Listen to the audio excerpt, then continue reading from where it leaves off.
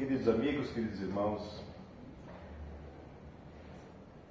falo sempre para a Cris que não é difícil falar para mim, mas todas as vezes que eu venho aqui, eu tenho uma responsabilidade que me aperta no coração, de mostrar algumas coisas que são óbvias e às vezes a gente não vê, a gente não vive. E quando saiu esse tema, dentre vários pensados, naqueles dias eu ouvi uma história e comentei com a Gi. Eu falei, vou começar minha palestra com uma história. É uma história que dói, mas a ideia não é machucar. A ideia é que nós reflitamos sobre os nossos conceitos, sobre muito do que a gente vê, ouve, mas deixa de fazer. Então muitas vezes eu me deparo com pessoas, amigas, mas de outras religiões, aonde a gente conversa sobre Deus, sobre Jesus, sobre o Evangelho, mas em determinados pontos, a visão de uma religião se antepõe a outra, principalmente com relação ao céu e inferno, reencarnação. E essas discordâncias são salutares se a gente souber até que ponto pode conversar e trabalhar. E uma das coisas, se não a principal, que me levou para a doutrina espírita foi exatamente algumas perguntas como essas. Nós só temos essa vida? Céu e inferno existem? O que acontece quando a gente morre? Acaba? E daí? Me permitam começar então contando a história do julgamento final. Deus e as almas. Deus começa o julgamento e as almas começam a entrar.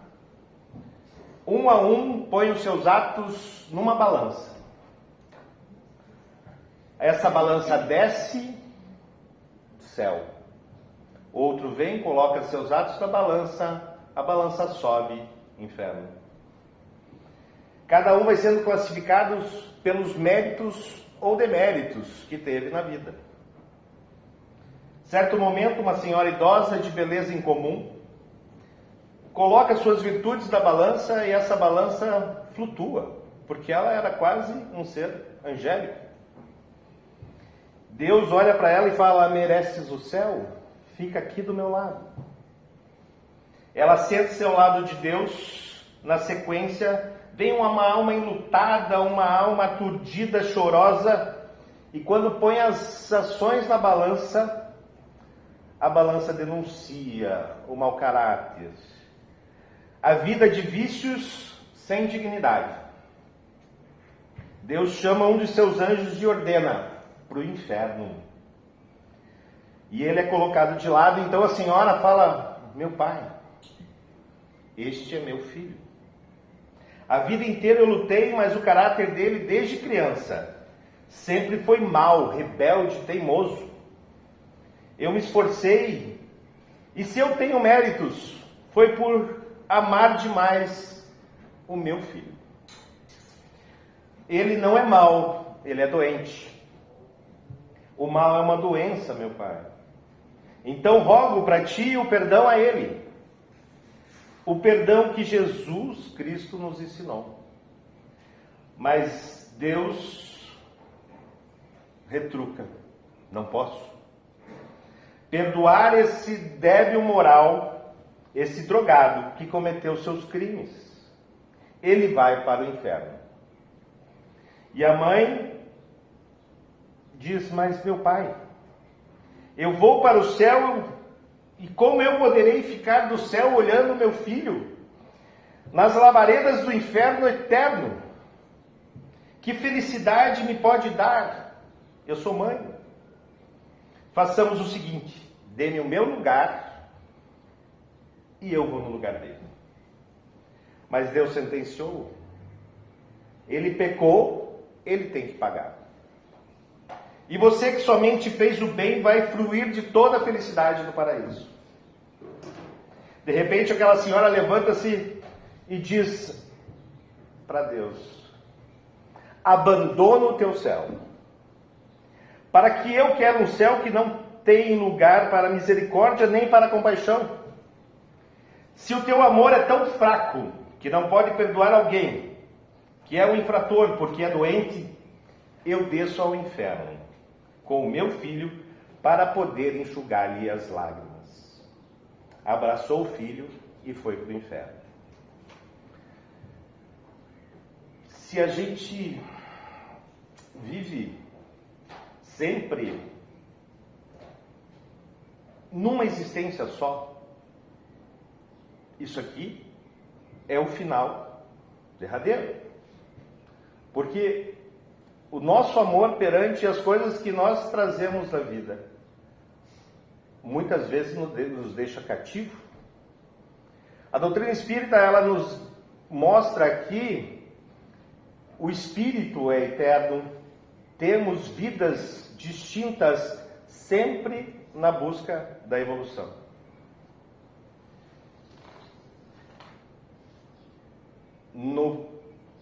Na doutrina espírita, no espiritismo, nós não questionamos quem é Deus ou o que é Deus.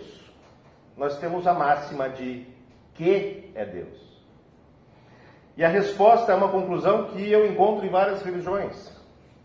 Deus, causa primeira de todas as coisas, é infinitamente bom e justo. Porque Deus não é matéria, não tem uma forma definida. Ele está nos seres e nas coisas, mas não se confunde com essas coisas e esses seres. Deus é totalidade e torna-se evidente na harmonia de tudo que existe, na estruturação inteligente desse próprio planeta e até do universo. Deus não está limitado porque Deus abrange todas as coisas, seres vivos, inteligentes ou não, encarnados ou desencarnados. E o nosso entendimento com relação a Deus não está pronto, está sempre em evolução. Porque na visão histórica, nós vemos que os conceitos de Deus, em determinados momentos, foram aceitos e daqui a pouco descartados, porque já não serviam mais para aquela época. Deixava de atender às expectativas que se tinha, né? E partindo de que cada um tem a sua compreensão de Deus, de acordo com o seu conhecimento ou do conhecimento do seu grupo, vemos que Deus foi aos poucos deixando de ser um Deus entre os deuses, um Deus de um só povo, que comandava exércitos e esmagava seus inimigos. Deixou de ser o Deus que castigava e provocava medo. Deixou de ser o Deus de uma única igreja. Só para ilustrar biblicamente, nós temos Moisés, que apresentou a ideia de um Deus punitivo, onde ele tinha regras e quem não as seguisse tinha os seus castigos. Amós avisou o povo de Israel sobre o perigo do pecado. Naquela época, Israel era uma terra de idolatria e injustiças. Amós mostra um Deus de justiça, que a relação entre Deus e o homem, mesmo que severa, era justa. Oséias fala de um Deus de perdão, quando chamou o povo de Israel ao arrependimento e afirmou que Deus, na sua severidade, sabia perdoar os seus filhos. Vejam que com o tempo nós deixamos de ter um Deus feudal e começamos a ter um Deus mais próximo. Isaías expressa um Deus único. Aquele Deus de Israel seria de toda a humanidade. Jesus, por sua vez, nos apresenta um Deus de amor. Através das ações mostrou que todos são iguais perante Deus. E que o amor é a relação básica entre Deus e as suas criaturas.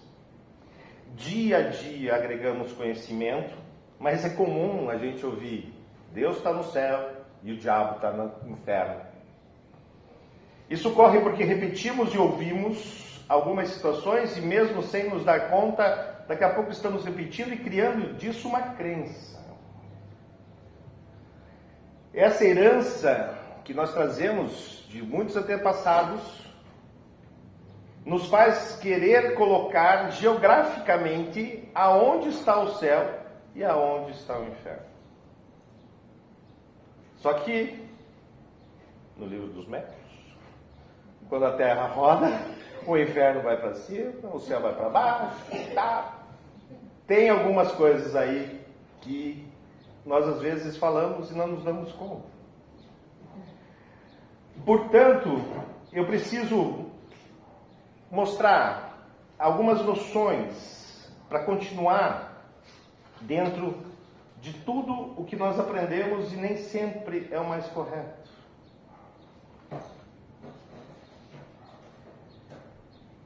Algumas palavras que usamos com frequência, e mesmo que nós não mudemos as nossas crenças, pelo menos vamos entender o que nós estamos falando. Aquela figura icônica do demônio vermelho, com rabo, chifres e tridente, foi uma construção gradual, paulatina. O cristianismo, ao combater a religião grega e também a romana, colocou os chifres do diabo por conta do deus grego Pan. Uma figura que era meio homem, meio carneiro, chifrudo e que seduzia jovens. Da mesma forma, usa o tridente para combater Poseidon, um deus grego, para os romanos Netuno, e depois colocaram esse tridente porque ele tinha uma imagem de divindade. Com o tempo, o senhor do mal recebeu muitas denominações. Se pegarmos a palavra demônio etimologicamente, ela não tem relação com aquela imagem que nos foi apresentada, que foi criada ao longo dos anos, simplesmente como uma entidade voltada só para o mal. Daimon, do grego, significa unicamente espírito. Antigamente, as pitonisas, que eram mulheres de intuição muito apurada, dentro dos próprios templos, eram consultadas, as pessoas as consultavam para elas atingirem esses espíritos que eram chamados de demônios. O livro A Alma é Imortal, de Gabriel Delany, nos diz que, segundo a maioria dos filósofos gregos, cada homem tem por guia um daimon particular, um demônio particular, e que lhe personifica a individualidade moral. Aí, a generalidade dos humanos era guiada por espíritos vulgares. Os doutos mereciam visitas de espíritos superiores. Então, daimon ou demônio era um espírito mais ou menos evoluído, que fazia o bem ou fazia o mal. Mas, por ouvir dizer, passamos a ter medo do demônio, porque alguém o pintou de vermelho.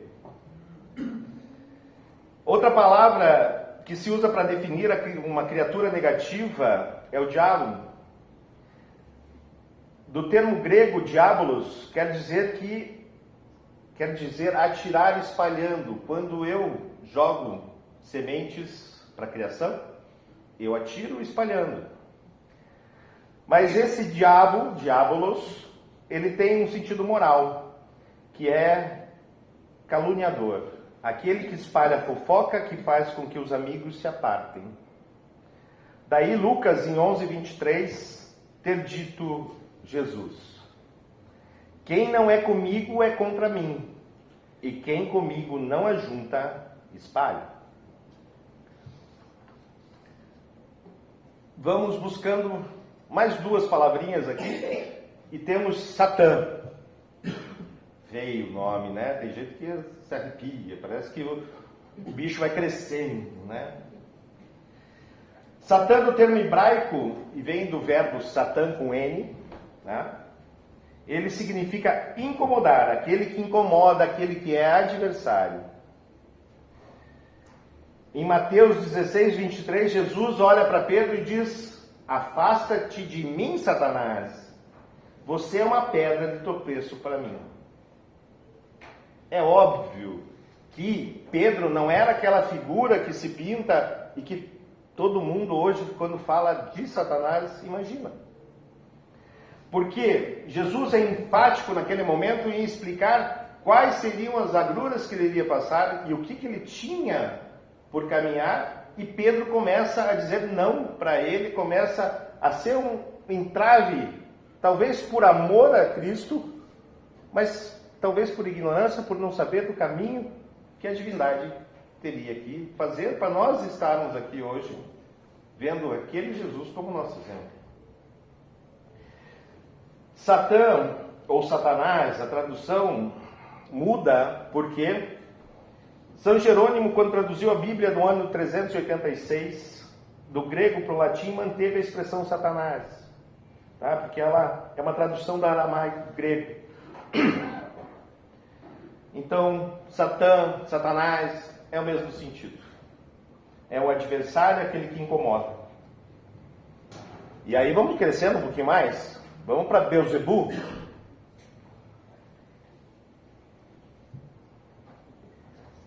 Para alguns é o Senhor Diabo, né?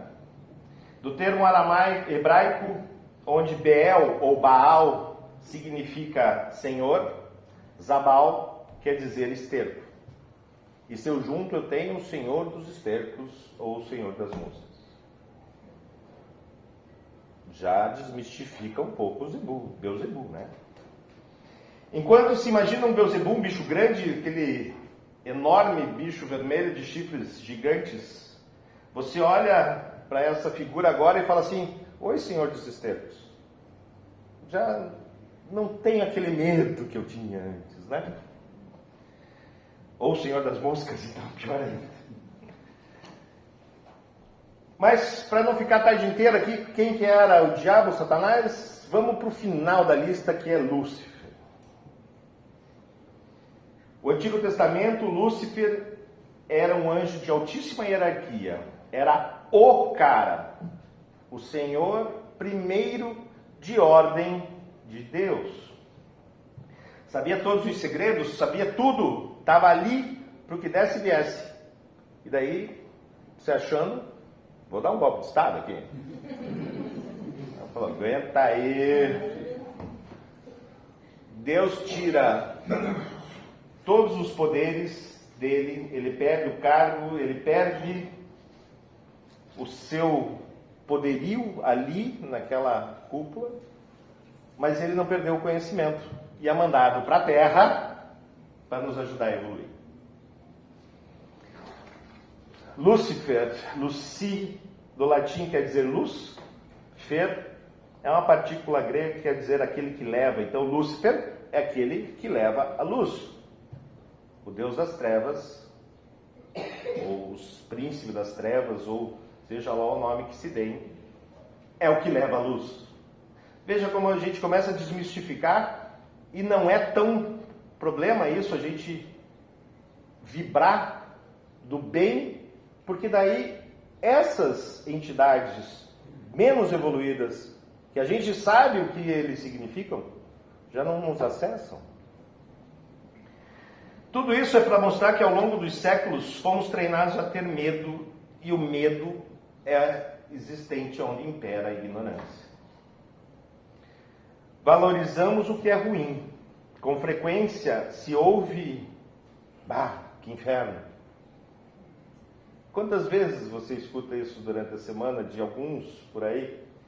E ao mesmo passo, quantos você fala assim: nossa, estou vivendo no céu? Porque vem uma crença de sempre a gente valorizar mais o que não é bom. Quando na verdade fomos criados filhos de Deus, temos, me permita, o DNA divino e somos criados para o bem. Só não o fazemos por ignorância. O mal, como digo, não existe. Existe sim a ignorância. Na questão 974 do Livro dos Espíritos, Kardec questiona de onde provém a doutrina do fogo eterno. E os espíritos respondem: imagem, como muitas outras, aceita como realidade. Independente do nome desses espíritos menos evoluídos, que estão numa situação moral divergente das leis de Deus, precisam da nossa benevolência e do nosso amor. É difícil amar quem a gente não gosta. Mas vamos começando respeitando, e daí com o tempo a gente vai virando a chave.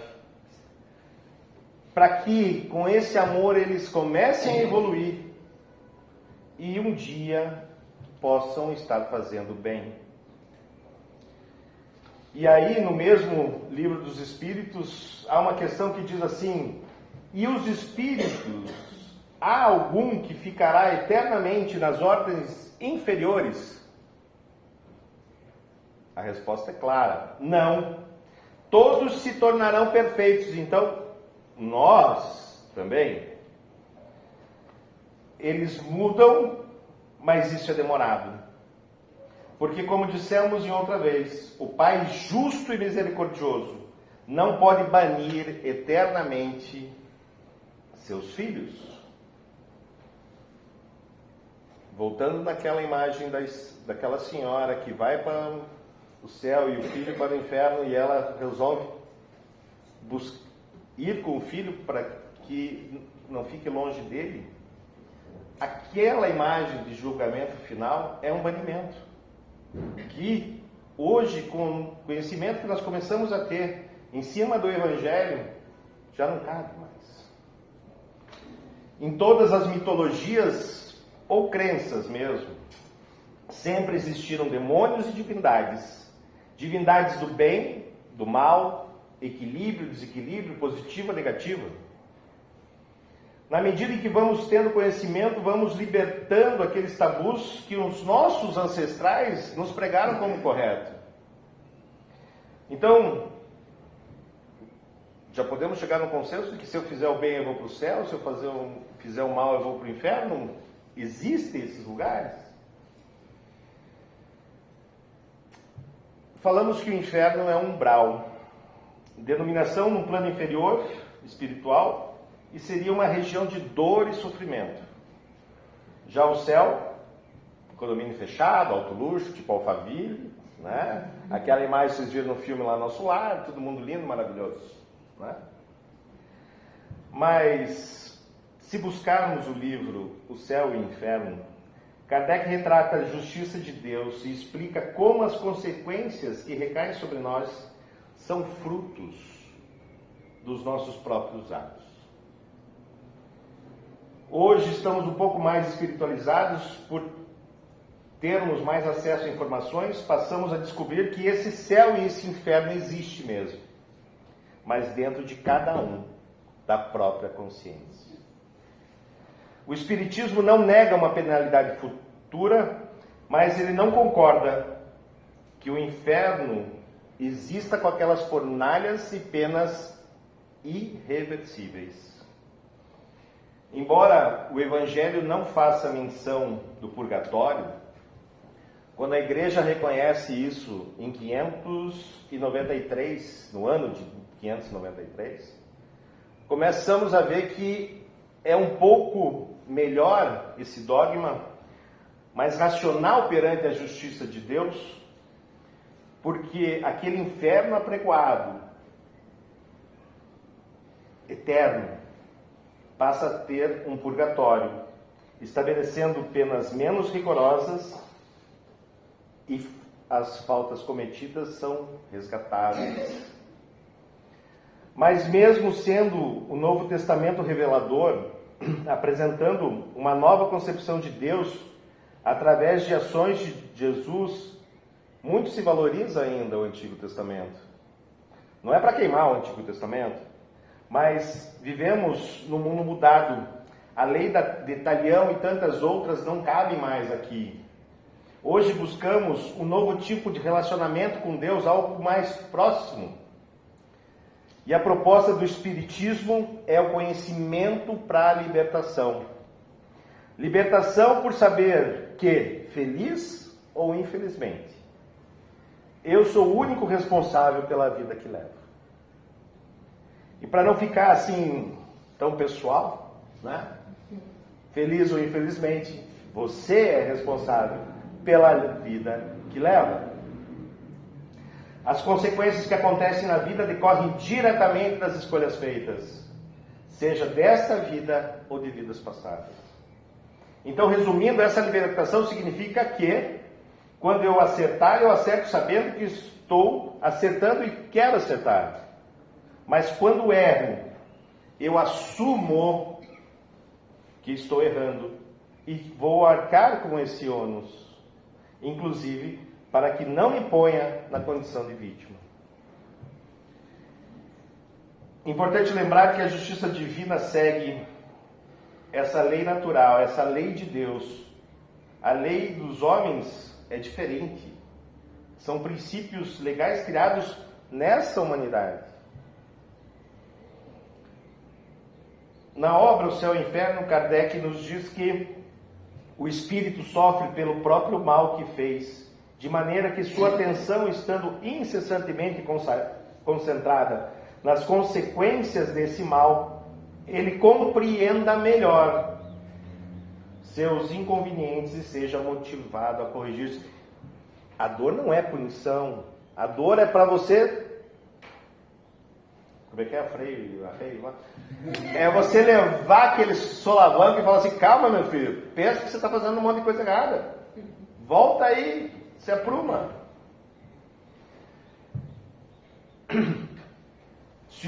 Então, como toda causa tem o seu efeito, se o mal é praticado, a reação vem na sua intensidade.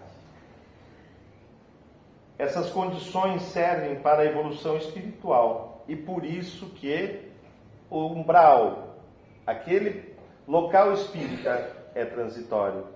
E como o Fredinho nos lembrou, por mais que tenha uma capa de negatividade, se um deles lá dentro pedir auxílio, ele será auxiliado.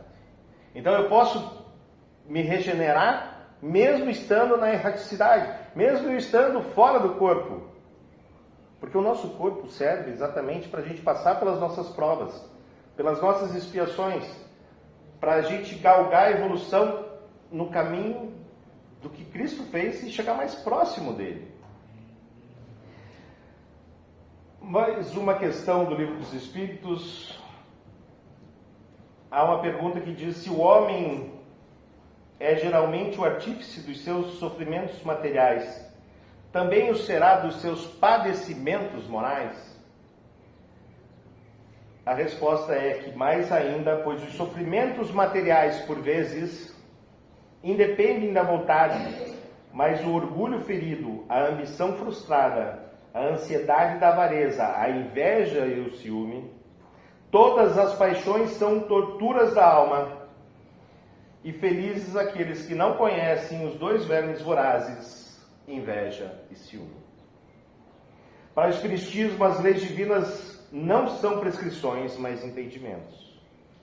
A identidade com Deus não se faz pela obediência, mas através do conhecimento, entendimento, sabedoria e consciência. E o que eu devo entender por lei natural? A lei natural é a lei de Deus, é a única verdadeira para a felicidade do homem. Indicar-lhe o que ele deve fazer ou deixar de fazer, ele só é infeliz se ele se afasta dela. Deus é justo e bom, e nada que sai dele pode ser diferente. Por consequência, nós, como seus filhos, fomos criados com a inclinação para o bem, mas as consequências que nos acontecem decorrem diretamente do livre-arbítrio que Ele nos deu. As escolhas que fazemos nos dão os reveses ou os nossos adiantamentos. Então, voltando, Deus não cria o mal.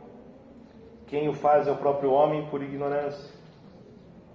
Todos os espíritos estão sujeitos às mesmas leis, afinal fomos todos feitos iguais. Ah, mas todos fomos feitos iguais.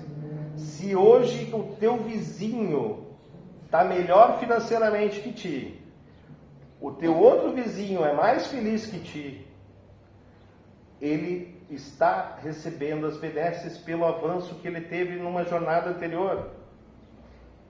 Então não inveje, não tenha esse voraz e trabalhe, porque na próxima vai ser você. A justiça divina cumpre a lei de causa e efeito. As consequências que recaem sobre nós são resultado desses atos. Dessa forma, a caridade é uma consequência que sempre acaba ocorrendo quando ajudamos o próximo. Justiça, amor e caridade andam juntas. E assim, na medida em que nós vamos evoluindo, ampliando a nossa consciência, passamos a entender que Deus está presente em todos os seres. É um Deus onipresente. Que Deus é consciente através da consciência de todos os seres. É um Deus onisciente. E Deus faz, age e constrói através das suas criaturas, que são instrumentos de amor, justiça, verdade, evolução. É um Deus onipotente. Diariamente esquecemos da nossa autorresponsabilidade, pois é mais fácil achar um encosto, um espírito obsessor, do que assumir as nossas falhas. O funcionamento da lei de causa e efeito é baseado em dois fatores: livre-arbítrio e reencarnação. O livre-arbítrio é a nossa capacidade de escolha autônoma e, quando questionados os espíritos sobre o homem tem o livre-arbítrio de seus atos, os espíritos superiores respondem: sim, tem liberdade de pensar, tem igualmente a de obrar. Sem o livre-arbítrio, o homem seria máquina. E ainda que não nos lembremos do que vivemos no passado ou das penalidades que precisamos compensar, uma coisa é certa: não somos seres inocentes. A reencarnação é a nossa chance de corrigir nossas imperfeições, nossas faltas com os irmãos próximos ou não tão próximos. É a misericórdia divina de não sermos banidos para sempre. É uma nova oportunidade de fazer o bem hoje contra o mal de ontem. Pois quando voltamos ao mundo corporal, somos colocados novamente sobre provas e expiações. E a partir do momento que eu entendo isso, eu começo a viver melhor. Eu começo a entender que aquilo é para o meu bem, por mais que pareça horrível no primeiro momento. E poderíamos perguntar: quando que isso vai terminar? Algum dia vou conhecer o céu e viver com Deus?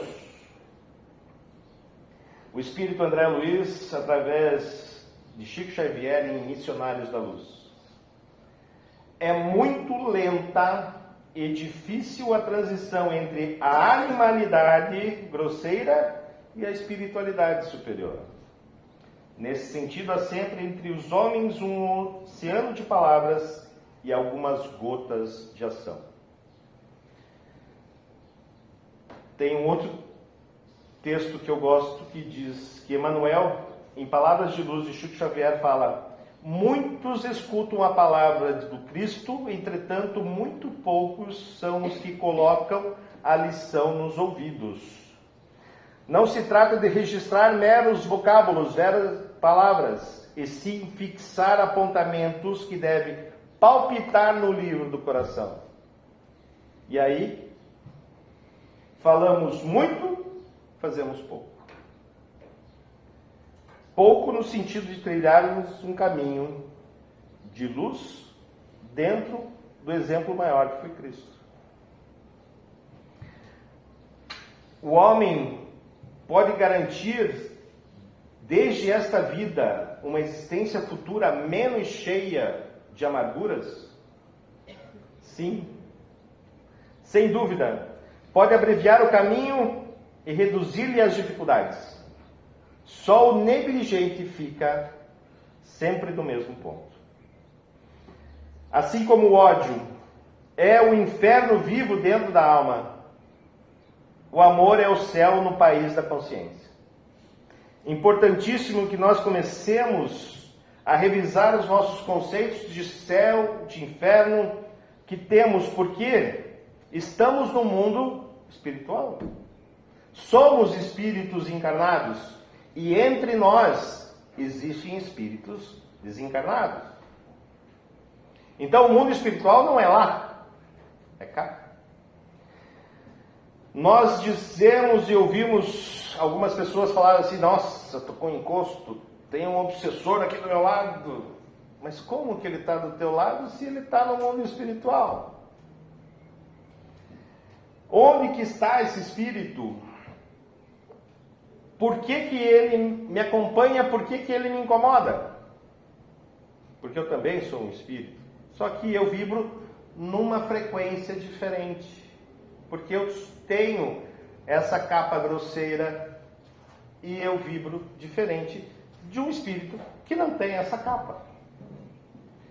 A prática vai nos desmentindo essa ideologia do que o mundo espiritual é para depois de morrer. Mesmo que não possamos ver ou ouvir os espíritos, eles estão ao nosso redor. Tem umas pessoas aqui que eu sei que veem e tal, mas vamos deixar isso para outro lado. À nossa volta temos todos os tipos de espíritos.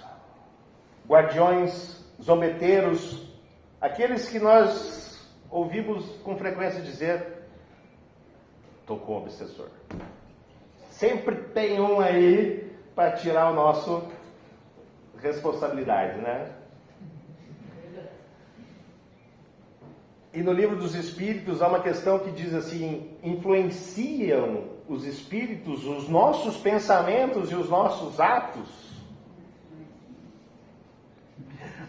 Muito mais do que imaginais. Influem a tal ponto que são eles que te dirigem. Mas por que eles me dirigem? Porque mesmo nessa capa, nessa frequência que eu estou, eu mudo ela no meu bom humor, no meu mau humor, e eu abro uma sintonia com a vibração desses maus espíritos ou desses bons espíritos. Nós todos estamos no mundo espiritual, encarnados ou não. Todos estamos numa frequência. E alguns falam assim: eu estou no inferno. Não, você está numa frequência, numa faixa infernal. O inferno se constitui numa outra dimensão desse mundo espiritual. Aquele insatisfeito, aquele atormentado, vingativo, que não consegue dormir de ódio, aonde que ele vai vibrar? É nessa vibração infernal. Por quê? Os zombeteiros, aqueles que querem só atrapalhar a tua evolução, para que você continue fazendo festa com eles, estão ali para te segurar. Mas, se o reino dos céus, esse estado de paz, plenitude e equilíbrio e harmonia interior, está dentro de nós, o oposto que eu acabei de dizer também. E daí ter dito Jesus, segundo Lucas 6,45, o homem bom tira coisas boas do bom tesouro que está em seu coração, e o homem mau tira coisas más do mal que está no seu coração, porque a boca fala do que o coração está cheio. Onde estiver o meu tesouro, aí está o meu coração. Aonde estiver o seu tesouro, aí estará o seu coração. Então, tudo aquilo que se dá valor, se ambiciona, em que se deposita valor, aí está o meu mental. E se eu valorizo mais os bens materiais do que os bens morais, as virtudes, eu vou ter problema na minha caminhada. O que eu estou emitindo para o universo? É amor? É ódio? Como que eu me sinto agora? Quais são as minhas atitudes, meu padrão moral? Tenho amor dentro de mim? E expresso esses sentimentos aos meus semelhantes ou ao mundo da minha volta? Amo o meu próximo como a mim mesmo? Faço para o outro somente aquilo que eu gostaria que fizessem comigo? Joana de Ângeles, através de Valdo Franco, nos diz: não importa que os outros desconheçam os erros que hajas cometido ou ações nobres que praticastes. O essencial é que tu o saibas. Porque o engano passa, mas o dever retamente exercido fica. E onde eu encontro a paz, a felicidade interior? O Evangelho de o Evangelho de João 16:24 nos lembra: a paz de Cristo vence as aflições. Através do caminhar com Jesus, nós vamos sentir uma paz interior soberana. Fazer o bem constitui uma verdadeira história, passo gigante no nosso progresso evolutivo. O inferno é ilusão, dor, apego, medo, egoísmo, negligência, fascínio, vaidade, futilidade, entre outras mais. O céu é o amor, a entrega espiritual, paciência, tolerância, respeito, perdão e gratidão. A doutrina dos Espíritos serve para nos mostrar o Cristo na sua plenitude, despejando ensinamentos por todos os lados e nos fazendo entender os mais puros conceitos da vida. Dependendo do sofrimento da imperfeição como do gozo da perfeição, a alma traz contigo o próprio castigo ou prêmio, onde quer que se encontre, sem necessidade de lugar circunscrito geográfico. O inferno está por toda parte em que haja almas sofredoras, como o céu igualmente, onde houver almas felizes. A todo momento podemos tomar decisões que nos sintonizem com essas duas frequências opostas. E o orai e vigiai torna-se uma das mais importantes ferramentas que temos.